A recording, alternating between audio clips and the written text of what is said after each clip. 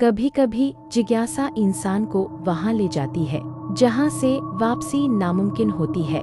4 दोस्त, Daniel serious और बहादुर, आकाश मजाकिया निडर, रिया डरपोक पर जिज्ञासु, नेहा स्मार्ट और चुप रहने वाली। ये सब छुट्टियां बिताने डेनियल के नाना गांव जाते हैं। गांव वाले उन्हें बार बार चेतावनी देते हैं, जंगल की ओर मत जाना, वहाँ कोई और भी रहता है। लेकिन युवा दिलों को रोकना मुश्किल था। आकाश हंसते हुए कहता है, भूत प्रेत कुछ नहीं होते, चलो देखते हैं। चारों आधी रात को जंगल में पहुंचते हैं। पेड़ टेढ़े मेढ़े, पत्तों की सरसराहट और कहीं दूर से अजीब सी घंटियों की आवाज।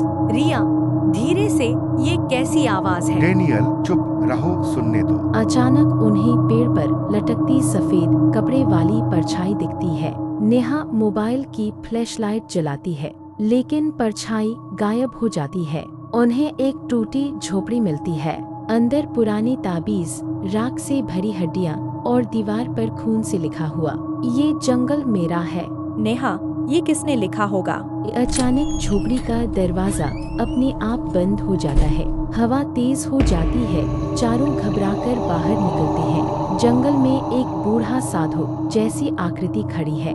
वह कहता है, तुमने मेरी नींद तोड़ दी है, अब चारों की रूहें यहाँ कैद होंगी।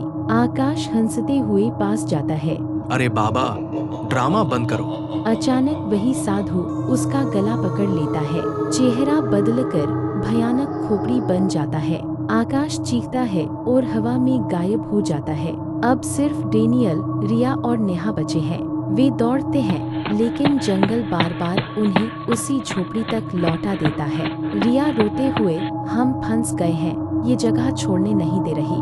भूत की आवाज गूंजती है, हर 100 साल में 4 बलि चाहिए तभी मैं सोता हूँ। डेनियल समझ जाता है, अगर हम डरेंगे तो ये हमें खा जाएगा, हमें इसे मात देनी होगी। वह जेब से माचिस निकालता है और झोपड़ी में आग लगा देता है।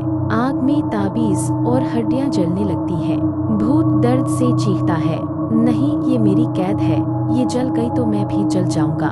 जैसे ही सब जलकर राख हो जाता है, भूत गायब हो जाता है। तीनों राहत की सांस लेते हैं। गांव लौटते हैं, सब ठीक लग रहा होता है। लेकिन अगली सुबह रिया आईने में देखती है। उसकी आंखें लाल हो चुकी है और उसके होंठों से धीरे धीरे वही आवाज निकलती है, अब ये जंगल मेरा है।